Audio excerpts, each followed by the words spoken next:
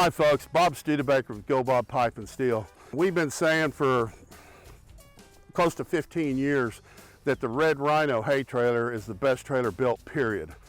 At the time, there were only 2 or 3 other trailer manufacturers in the country, and now there's all kinds of them. But here's the problem. Nobody tried to make their trailer better. They just tried to make it cheaper. And when you build something as cheap as you can get it, well, you're gonna pay for what you get. So here's some of the differences that you're gonna see in hay trailers, things that you should compare when you're shopping around. We only use Dexter, American-made axles. Now, we're gonna talk about the frame on the red Rhino. Red Rhino has always had a 5-foot wide frame. It allows us to set the cradle higher. Why is that important, Bob? Because when you dump this trailer, the bales are gonna come off every time. A company that builds their hay trailer narrower so they can ship them cheaper or build the frame cheaper, they've got to lower their center of gravity. And when they lower their center of gravity, they do that by making the hinge smaller and everything closer to the ground. But when the trailer tilts, it doesn't tilt as steeply. It doesn't have as much pitch. So when you go out and haul bales and they just been baled, they're perfectly round, they're gonna work fine. But if they sit out there in the field a little bit and they get a little egg-shaped, a little oblong, you go to dump them and they're gonna hang up on the tires every time.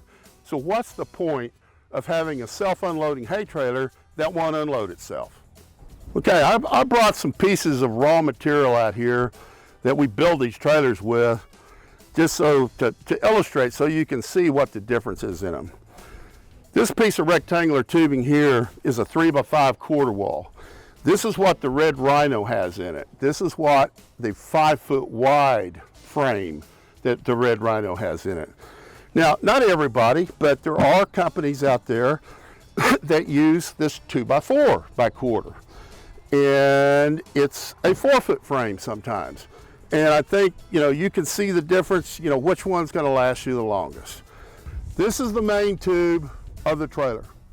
And in a second, we're gonna go over here. Well, let's go over there right now and let's take a look at the raw material this main tube is made out of and why we use that type of material. The main tube's pretty important. It's the backbone of the trailer. Now remember, this is not a highway vehicle. This is a piece of equipment that you're using in a rough, uneven hay fields. And the main tube needs to be able to flex. That's why square tube is not good. Square tubing doesn't allow for near as much flex as the round tube does. And there are a couple of these out there, but I'm not going to talk that much about them. What I really want to show you is compare this. This is the main tube of a red Rhino. It's 8 5/8, 345 wall, weighs 30.5 pounds per foot. This, same size pipe on the outside, and when it's all welded up, you can't tell how thick it is, but this is a 236 wall that weighs 21.14 pounds per foot. So basically, you got a piece of pipe here that's got 9 more pounds per foot in it than this piece of pipe here. This is the rail. This is what the hay slides on. It's a 2 7/8 Schedule 40 pipe. This is the rail support. This is the part that fails on a lot of hay trailers. And let's go over here and let's look at the raw material used so you'll understand why we use this material instead of what other people use. I'm sure you guys have seen this, a piece of 2 3/8 like this, holding up the rails on a hay trailer, okay? This is a piece of 2 3/8 Schedule 40, and it weighs about 3.5 pounds per foot. Now the reason this one is cut in half is so I could illustrate something to you. Whenever you bend pipe, you're going to stretch the outside radius of it, okay?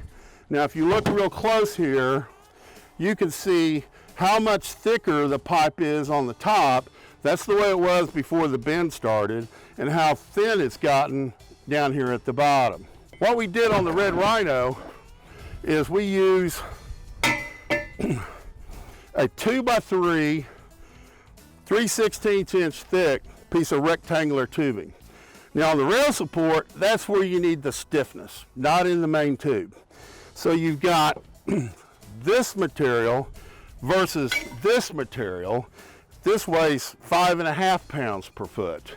And I think that pretty well illustrates the difference between Red Rhino and other hay trailers as far as their rail supports go. Okay, this is the hinge. This is the Red Rhino hinge. And let's go take a look at the raw material that we use and what other people use. Now, here's a couple examples of hinge material.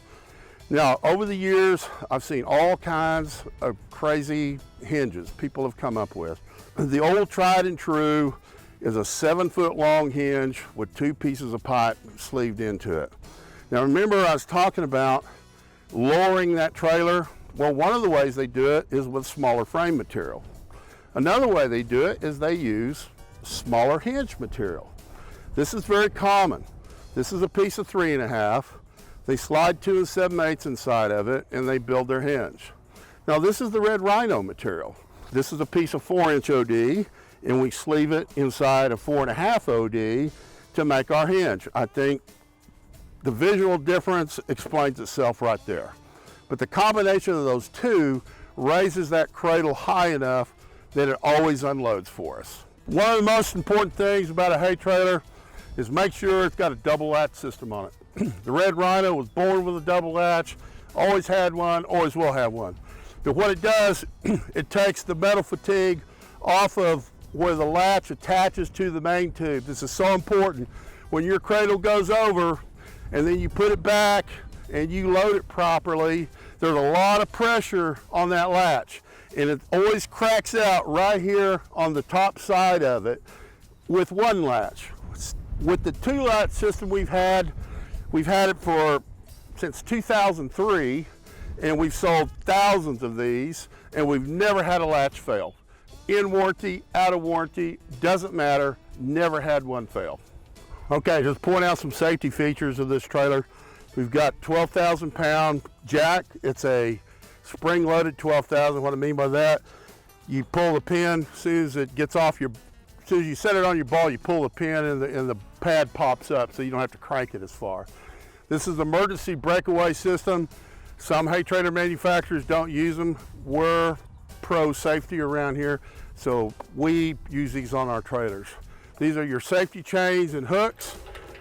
Maybe not required on a farm implement, but still required on trailers, so we put them on there. And you can't beat Bulldog quality for your hitch. The Red Rhino hay trailer, I think we've proven that when we say the best hay trailer built, period, you now understand what we mean.